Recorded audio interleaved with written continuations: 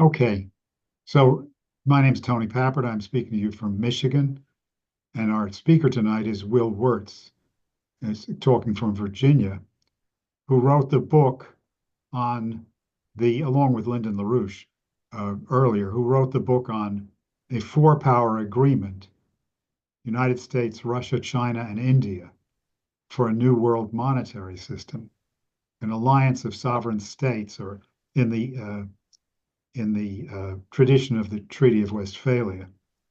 Um, and I mean, as I know Lynn will describe, the past week's tremendous explosive developments in the new American Revolution being led by President Trump do implicitly put on the agenda such a four-power agreement of perfectly sovereign nation states, which will be a marker of a new era of world history. So with that, let me give the floor to Lynn, to Wills. Hi, Tony. Hi. Glad to be here. Thank you to Promethean Action for this opportunity. Okay, as you said, in the first, I guess, far less than 100 days of the new Trump administration, there are some extraordinary developments.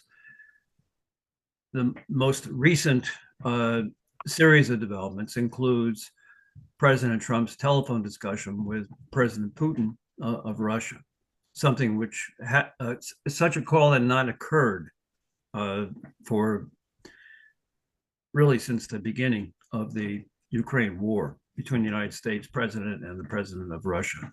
And by doing this, President Trump really brought about a complete freakout on the part of the British, the French, the Dutch, and most of the European, the figureheads of the European Union, with the exception of such people as Orban of Hungary or Fico of Slovakia, who are rational as opposed to some of the hyenas and Lilliputians and lemmings who otherwise run the European Union at this point. And their response to Trump's phone calls is very much similar to the response in the United States on the part of the Democratic Party, in particular, to the efforts on the part of the Trump administration, with the aid of Elon Musk, to weed out the corruption of what many call the deep state, but which is really the extension of the Anglo-Dutch imperial system into the United States, into the bureaucracy of our government, to such an extent that presidents, not since Roosevelt, have actually run the government as the chief executive of the United States, elected by the United States people. And President Trump is now in a position in which he is doing that. And that's really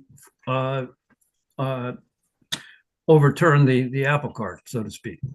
Now, in that, what President Trump reported about that telephone discussion was, and I'll quote from his Truth Social post: "We discussed Ukraine, the Middle East, energy, artificial intelligence, the power of the dollar, and various other subjects.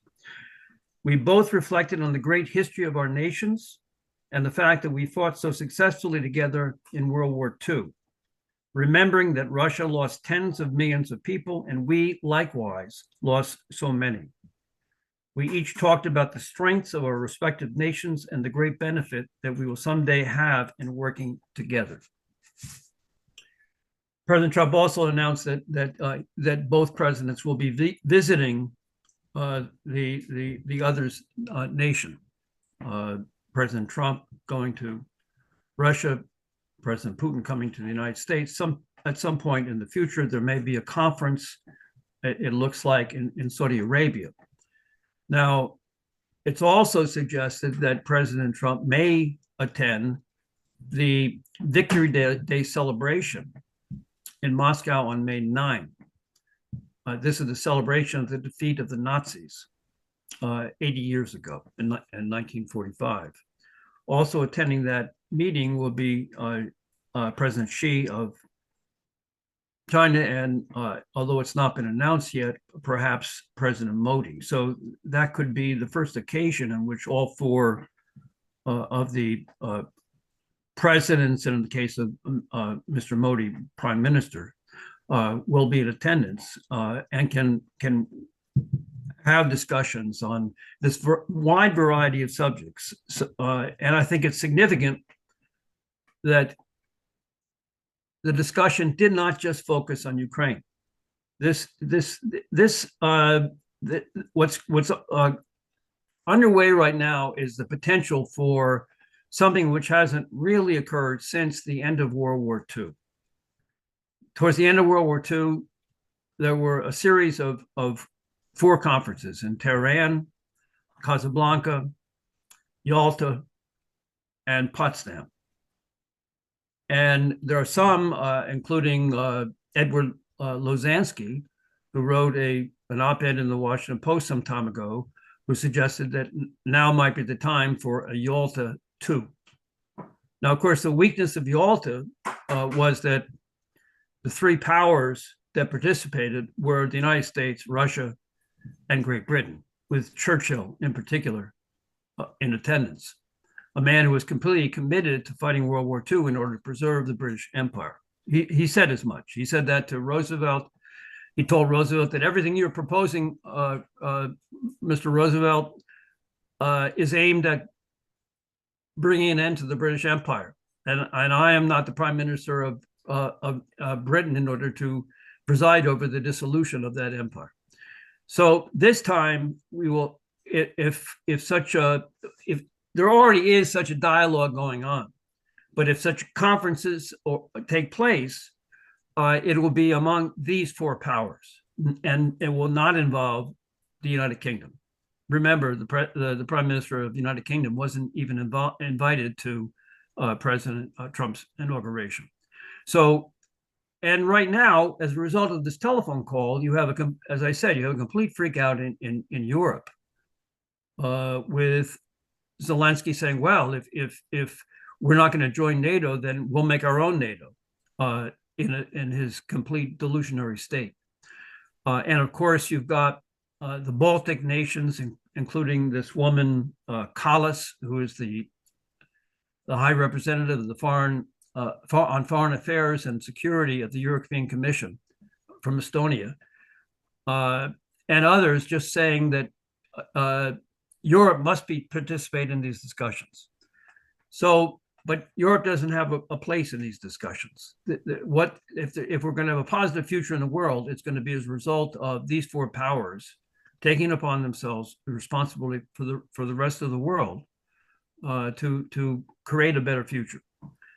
Now, so this is what we're talking about, a process in which these four powers actually work out things together.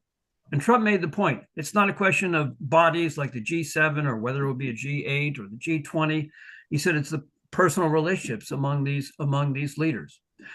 When Modi was just in Washington, D.C., apparently what Trump said at one point is with India, Russia, China, and the United States, we should be able to accomplish something. So already he's thinking in terms of those four powers. One thing I would just like to mention is that, of course, this was the idea of Lyndon LaRouche to create a four-power alliance, to create a new Bretton Woods system based on the same ideas that Roosevelt had in creating the original Bretton Woods system. And another individual from India this time, Nehru, made some comments in his book, Discovery of India, which I think are relevant to this point. What he said is, among the people of the world, I have sensed a certain vitality or vital energy, chiefly in three: the Americans, the Russians, the Chinese, a queer combination. Something of that vitality I have also sensed in the Indian people also. Today, probably the only such countries are the United States and Russia. China and India are potentially capable of joining that group. Now, I make the reference to a Treaty of Westphalia. This is also something which Lyndon and LaRouche referred to repeatedly. Because if you look back at European history, there have been two great wars, way beyond World War I or World War II. First, there was the 100 Years' War from 1337 until 1453. If you can imagine that. This is also the period of the Black Death, the plague, which spread throughout Europe. So Europe experienced depopulation through disease, and at the same time, mass 100 Years' War. That war was only ended not by a conference per se, but it was ended by the development of concepts which are valid to this day. In the 1430s, Nicholas of Cusa wrote a book called Concordancia Cattolica, in which he developed the notion of national sovereignty or self-determination and the idea that government should be by the consent of the governed. He also then in 51, he wrote a book called The Peace of Faith. And this was at the point in which there was religious warfare between Muslims who had taken over Constantinople and Christians. And the point there is that all men and women are created in the living image of the Creator. And despite the fact that they may have different traditions and religious rites, they all have the capacity for love and the capacity for creative reason. And there's no need to be killing each other over differences among people who are all created in the image of the Creator. That these concepts were also used to end another great war in Europe, the 30 Years' War, which ran from 1618 until 1648, at the Treaty of Westphalia. And the basic concept of the Treaty of Westphalia, which has ruled, has been in effect ever since as a basic principle, is the principle of self-determination of peoples, same as expressed by Nicholas of Cusa, and the idea that one's foreign policy should be based on the honor, the benefit, and the advantage of the other. The simple principle of love, or as the Greeks say, agape, that should be that we're interested in the general welfare of our own population, but that is not inconsistent. Rather, it is in harmony with the advantage of others throughout the world. And those principles are what we need today with a four-power agreement to overcome differences among nations. And of course, if you take these four nations, there are considerable differences among them. And the British historically have tried to pit one of these nations against the other, whether it's China against India or whether it's trying to pit Russia against China. Or whether it's pitting the United States against Russia and China. That's what the British have always done, divide and conquer. And now we have a chance to do something completely different. Okay, now in what I'd like to do is just show you two books, if you could draw those up, Tony. Sure.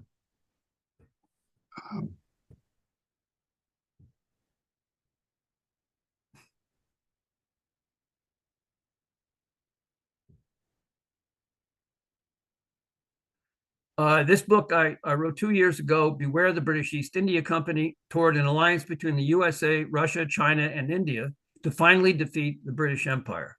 And you'll see four pictures on the cover. The top left is the British burning the White House in the War of 1812.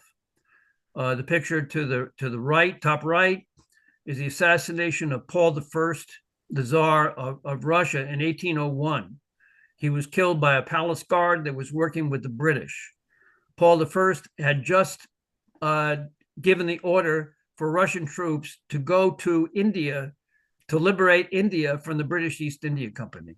And he was assassinated. Lower left, you see a picture of Indians suffering from famine, which was the policy of the British East India Company, which took over India. They did is they grew opium and exported it to China. And when you're growing non-edible products such as opium, you're not growing food for the population. And as Roosevelt once said, that in India, famine is the other thing which is constant besides death and taxation. And of course, famine is also death. But that's the legacy of the British East India Company. And to the lower right, you have a picture of the British East India Company, which carried out 2 opium wars against China to force the population of China to accept opium.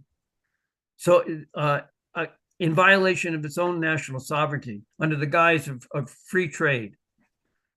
And these 4 nations have always been in a de facto alliance against the British and the Dutch East India Companies and what became the British Empire.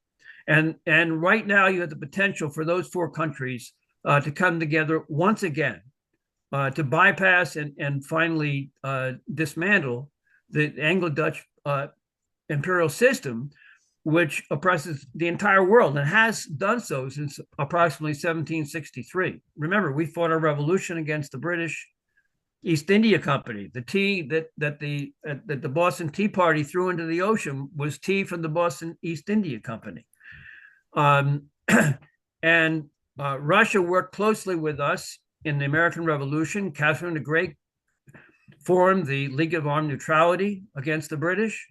Tsar Alexander, during the Civil War, sent the Russian fleet to New York and to San Francisco in order to prevent a British intervention on behalf of the Confederacy. And Roosevelt, for instance, during World War II, tried to get Churchill to apply the principle of self-determination to India, because of course the Roosevelt was determined not to allow India self-determination. He claimed that the principles of the Churchill was determined not to allow. Churchill determined not to allow India to have its self-determination in the fight against the Nazis and the Japanese militarists. The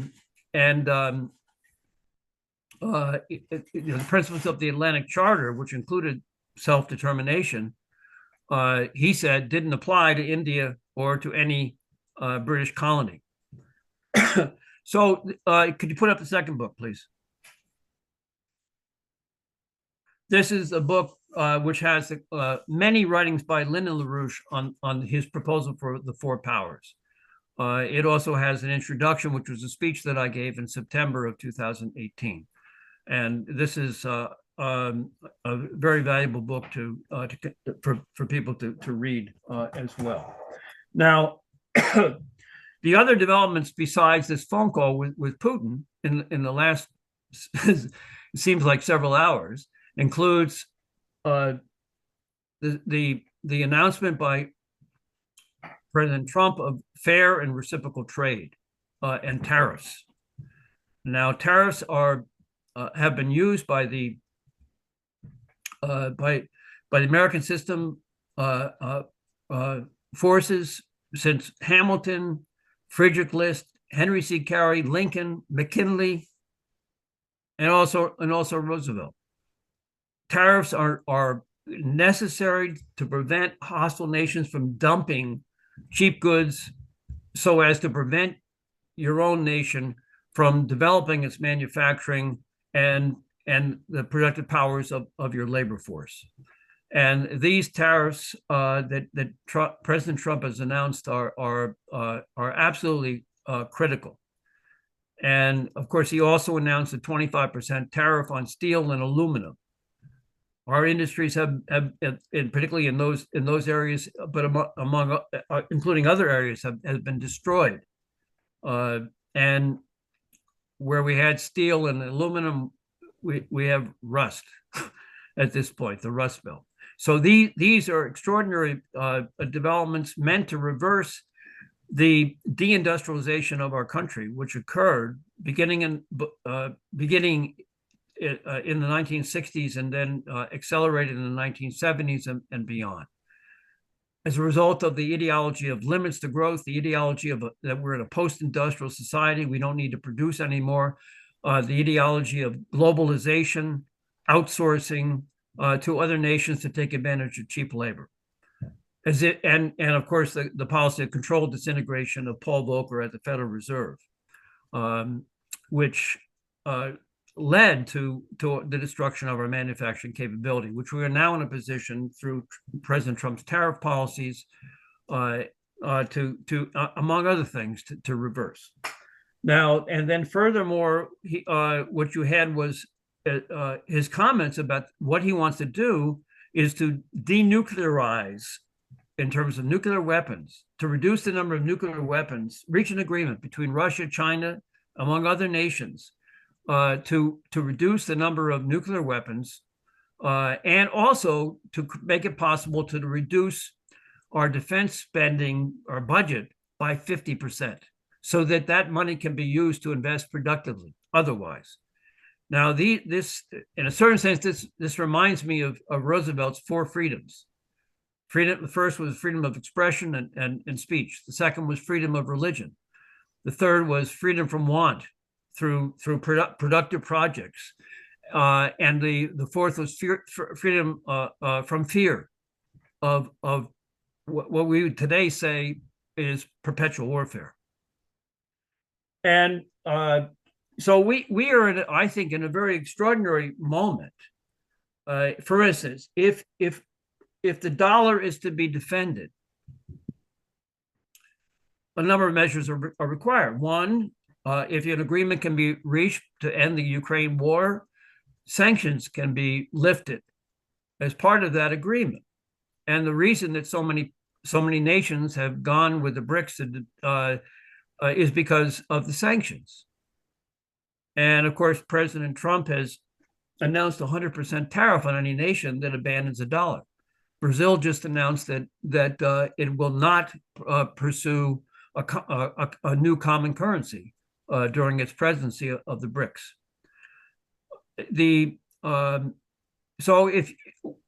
What is needed is to actually, beyond eliminating the sanctions, is to strengthen the dollar.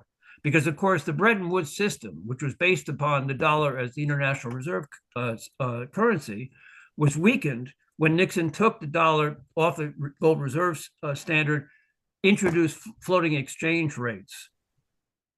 All right, and that was the beginning of the destruction of the U.S. and also of the European economies. And it also meant that these industrialized nations would not have the capacity to export capital goods to developing sector countries, which is what they would need in order to develop and increase the productive powers of their own populations, which is what the rest of the world wants. So,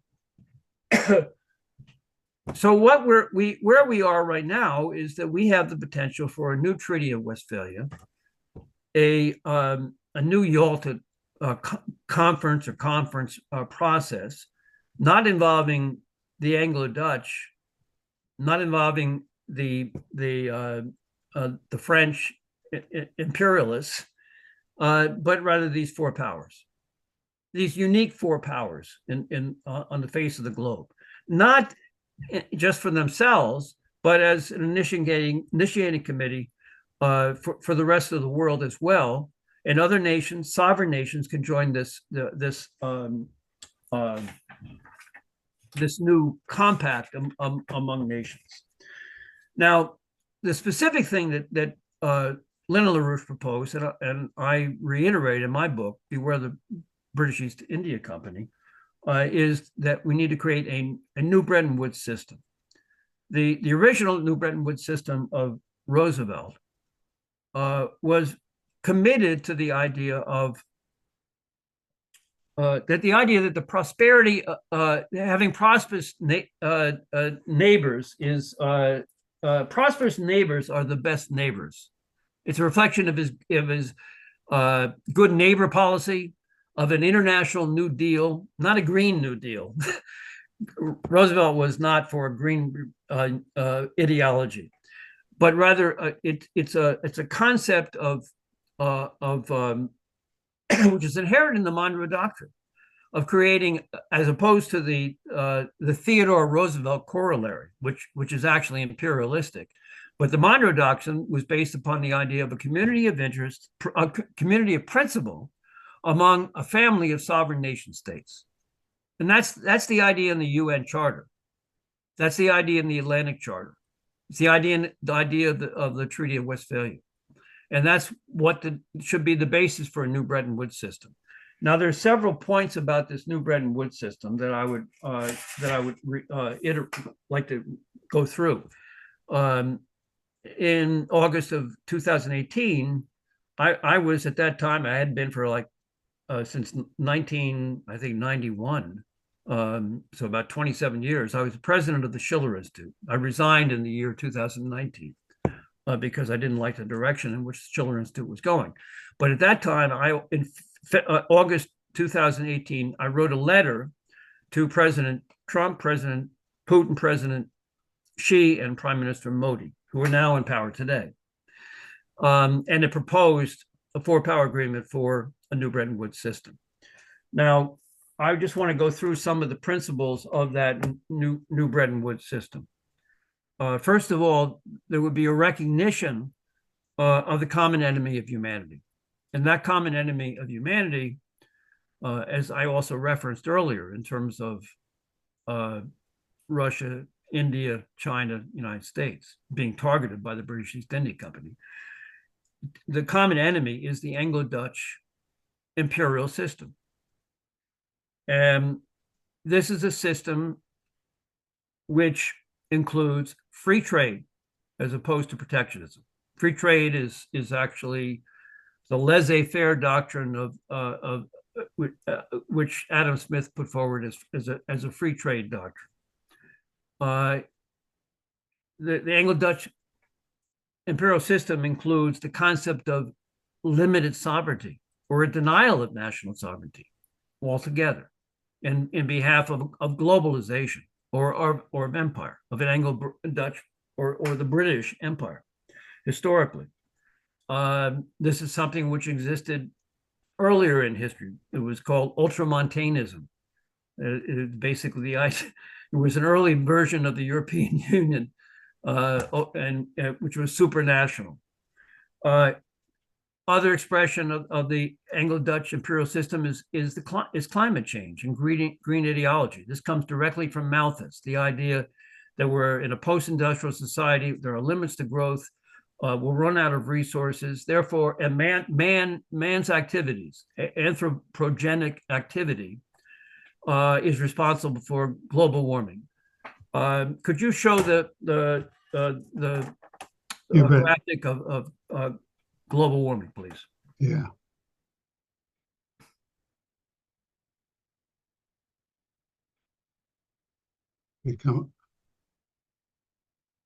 Okay.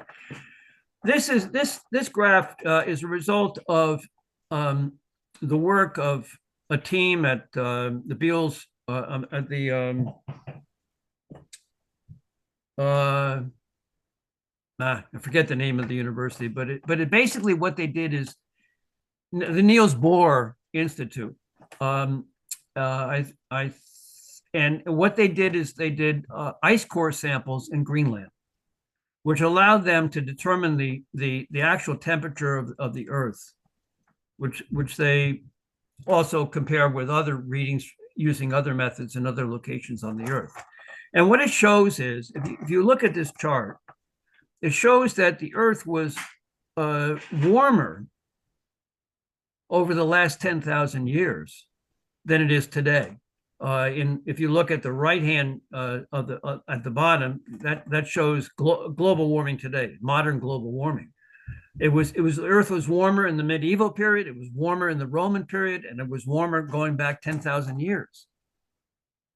And the modern warming period begins in approximately 1850, which is when the first meteorological samples were taken. Now, the irony is that was at the end of a little ice age, which was almost the coldest point. I mean, there may have been a colder point in 6000 BC, but it was the coldest point since approximately 6000 BC. And so the global warming is just, we've had global warming, but it's in comparison to the lowest temperature in 10,000 years at the end of the little ice age in 1850. So how can you argue that global warming is induced by industrial activity, and therefore we have to go to a post-industrial world? You can't. It's just not even scientifically provable. So I just want, but this is what the Anglo-Dutch put forward, and they argue that because of global warming, the planet only has a carrying capacity of 1 billion people, as opposed to 6 or 7 billion, which we have now, or even more, which we are actually capable of sustaining. Other aspects of the Anglo-Dutch ideology include central banking as opposed to national banking of Hamilton, for instance. So basically the proposal says you have to recognize that this is the enemy. Adam Smith, Thomas Malthus, H.G. Wells, Bertrand Russell, who wanted to carry out a preemptive nuclear war against the Soviet Union after World War II in order to establish a monopoly on nuclear weapons. John Maynard Keynes, who was vice chairman of the Malthusian Society of Britain, and also, he was chairman of the Malthusian Society and vice president of the Eugenics Society of Britain. This and whose general theory of economics was first published in Nazi Germany, in Berlin, in 1936. So this is the economist that many foolish Democrats prefer. But so what I'm getting at, that is the system. It's a system of ideas, of control of an entire world. And we have to recognize that as the common enemy. And that is what has to be replaced with the American system of political economy. Now, so the first thing is recognition of the common enemy of humanity. The second is to look at what are the principles of the conditions for peace. And the first is you've got to have national sovereignty. The nations of Europe don't have national sovereignty. When they gave it up with the Maastricht Treaty and the European Union, which were foisted upon them by Margaret Thatcher and by Mitterrand, Francois Mitterrand of France. So they're figureheads. They have a European central bank, which they have no control over. The finances of their own nations are not in their own control.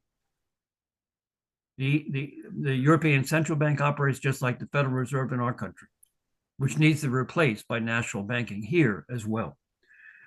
So these are so, for instance, part of a new Bretton Woods agreement between these four powers would be to withdraw from the World Trade Organization, which is based upon free trade, and to withdraw from the Paris Climate Treaty, as President Trump did in his first administration and has also indicated he intends to do from his current administration. And so other nations need to withdraw from those institutions, and they can. What you have is a new Bretton Woods system to replace that. Now, beyond national sovereignty, such a system, since we're rejecting limits to growth in the post-industrial society and climate change, what you've got to have is a cooperation among sovereign nation states to promote technological progress, and that's that is the American system of political economy. Now, in terms of promotion of technological progress, the emphasis needs to be on the capital goods sector, including on the machine tool capability. And the basic idea here is that industrialized nations should be producing for their own population and economy, but they also have the capacity to produce goods for export, capital goods for export. This, if you have a boom in capital goods for export, you'll have an industrial revolution. Once again, we'll become a manufacturing superpower, as President Trump has spoken of. And you will be increasing not only the living standard, but also the productive powers of the labor of other countries in the world. And this goes back to the idea which I mentioned earlier, which is that the best neighbor, prosperous neighbors are the best neighbors. Now,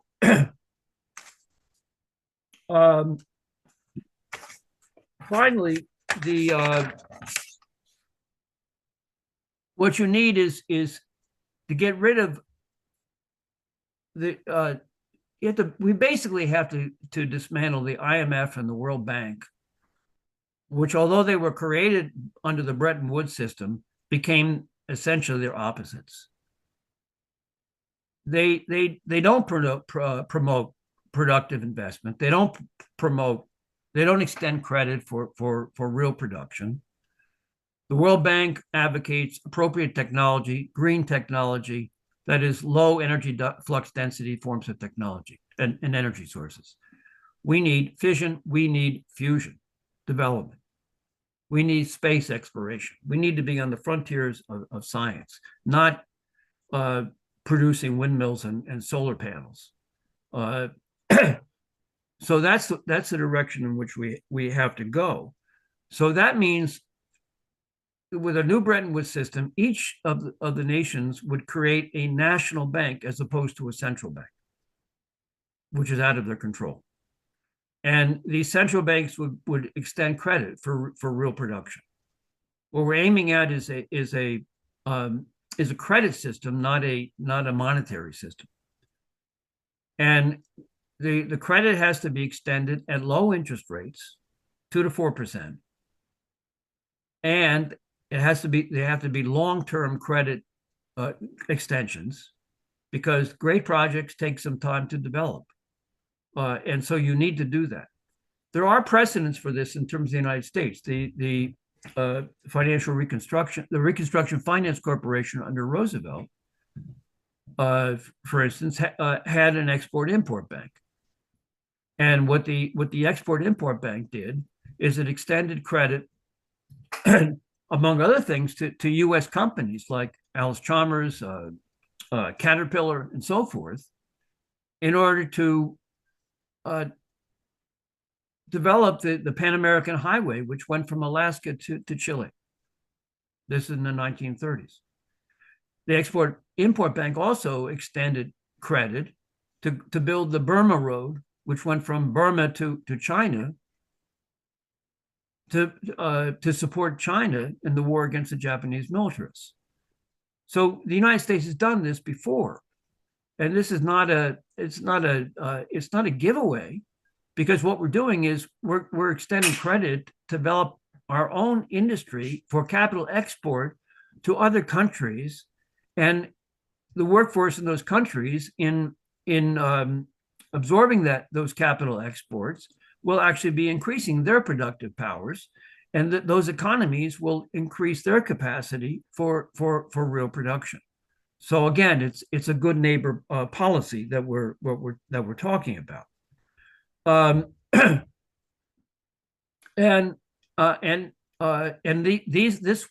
This credit would be extended would be based upon fixed exchange rates, as opposed to floating exchange rates, which we've had ever since Nixon abandoned the Bretton Woods system back in August of 1971. So instead of floating exchange rates, fixed exchange rates, and the exchange rate should be based upon a gold reserve system, based upon basically a parity price for gold. And so then that way we introduced stability back into international relations once again.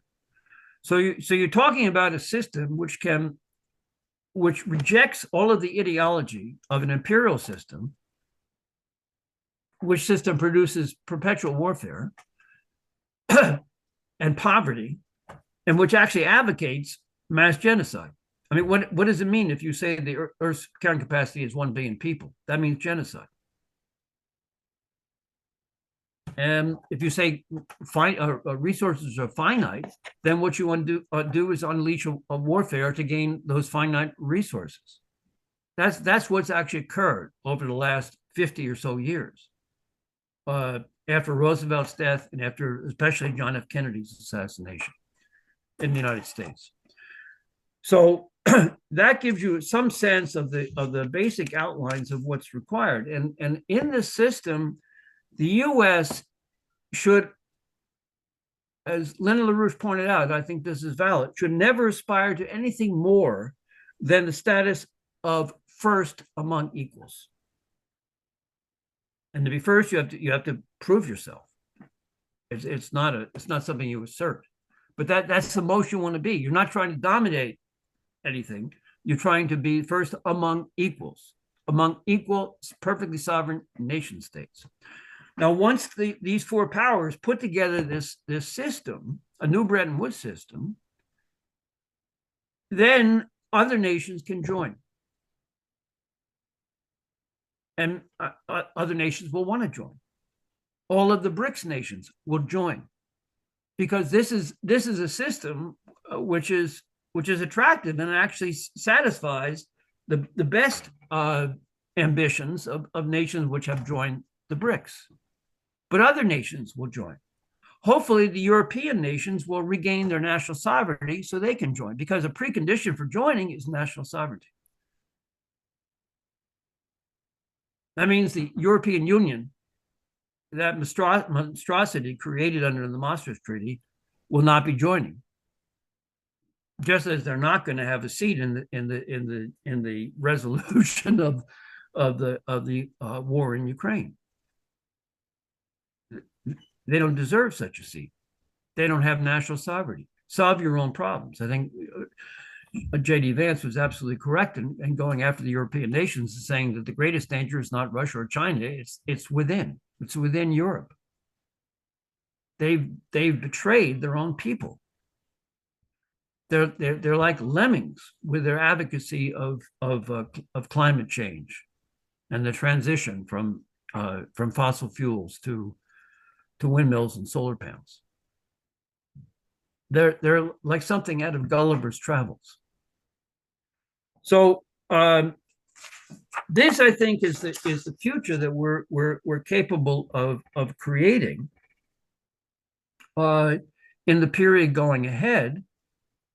And let me just show you. I have one other graphic I'd like to show you. This is on tariffs, because there's a lot of propaganda against tariffs.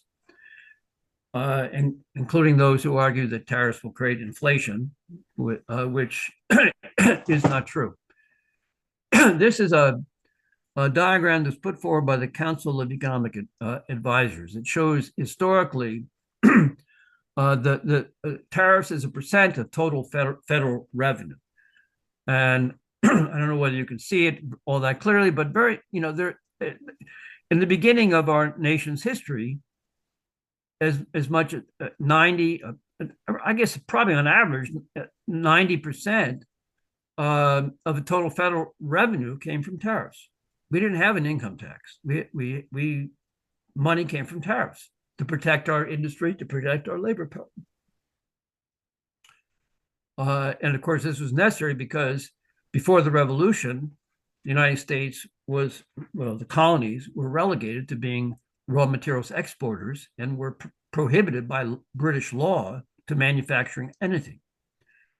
Then there's the tariffs. There's a reduction of tariffs in the early, this would be the early 1800s. It's difficult to see the graph in terms of some of the finer print, but the basic idea is after Lincoln, there was an increase in the period 1870 to 1914 of the percentage of the total federal revenue, which came from tariffs. And this was, certainly in the range of 50 to 60%. But then, of course, the year 1914 is 1 year after the creation of the Federal Reserve in the United States, following the, a number of years following the assassination of McKinley. But this period, 1870 to 1914, also includes the McKinley period in terms of tariffs. And then you see that there was, I think there was an increase in tariffs during Roosevelt's time. And then it's like it's like an EKG there at the end, where there doesn't seem to be any life in the chart whatsoever. It's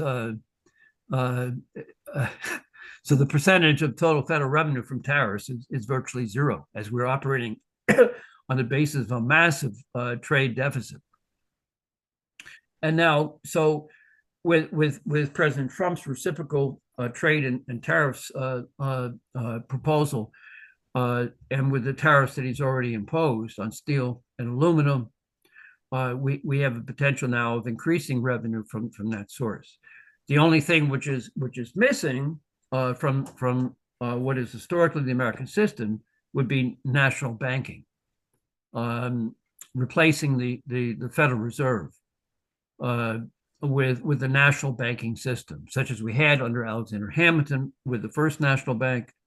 We had a second national bank. We had Lincoln's greenback policy, where the government printed greenbacks to fund the war effort, which meant funding manufacturing to support the war effort. And of course, you had something under Roosevelt, which was the Reconstruction Finance Corporation. The Federal Reserve still existed, but he bypassed it with the Reconstruction Finance Corporation, which lent to it lent to steel, to building of infrastructure, and so forth and so on. It resulted in electrification of the country. So we need to return to that kind of policy where the U.S. government, as a sovereign nation, extends credit for long-term investment in productive forms of infrastructure, capital goods production, and so forth, both domestically, but also through the Export-Import Bank. Roosevelt did it for export as well. So that's that. If you add that to the tariff policy, then you've got a full armamentarium available from the American system to rebuild our country, to make it great again, and that in the international context of a new Bretton Woods system, which basically takes the power away from the Anglo-Dutch imperial system, which has been our nemesis historically. And I would just remind people, maybe you don't know this, but at the end of World War II, Roosevelt got the agreement of the Queen of the Netherlands to give independence to Indonesia, which had been a Dutch possession. He also got the agreement to give independence to Southeast Asia, Indochina, Vietnam. And he also got agreement that Hong Kong and other enclaves of the British in China would be given back to the Chinese. And all of those agreements were reversed once Roosevelt died. And the British brought the Dutch back into Indonesia. The French went back into Vietnam, and we got stuck with the Vietnam War after Kennedy's assassination. And the British, remained in their outposts in China, from dating back to the Opium Wars that they waged. So we have to free ourselves from that. We in the United States have acted like a dumb giant on a British leash ever since Roosevelt died, ever since Kennedy's assassination. And that was the doing of Churchill and of this Anglo-Dutch imperial system. Look at what the British are doing today. Not only have they initiated a process in which a number of countries, including the United States under Biden, signed a 10-year security agreement with Zelensky, but they have just announced the creation of a 100-year security agreement with whatever's left of Ukraine. It sort of reminds you of East Germany, where they said that East Germany was going to just have it was going to survive for 100 years. And it collapsed. So we have to free ourselves from that albatross, which is not just Britain. The people of Britain needs to be freed from that as well. They're as much victims of it as anyone. But fundamentally, we have to be freed from the ideas which have shaped that imperial doctrine. That's the mind control which has existed. That's the Orwellian world which has dominated us in violation of a principle of free speech. That's the ideology of perpetual warfare. That's the ideology of genocidal wars anywhere on this planet. And so we're at a punctum salience. At the time of the French Revolution, they didn't adopt the American system. What they did is they went with Robespierre and the guillotine. And Friedrich Schiller said that at a great moment, a great moment in history found a small-minded people. And when you look at many of our fellow citizens who are going berserk, and you look at the Europeans, many of the Europeans, these are small-minded people, and we have to give our fellow citizens and people throughout the world a grand strategy of the future, which is in the benefit of all humanity. And that's what such a four powers agreement, initiated hopefully by President Trump, agreed to hopefully by President Putin, President Xi, Prime Minister Modi. That's what they can offer to all of humanity at this juncture. It's an exciting period to live in. We have a great opportunity before us. So I'll end with that. Thank you so much. That was very inspiring.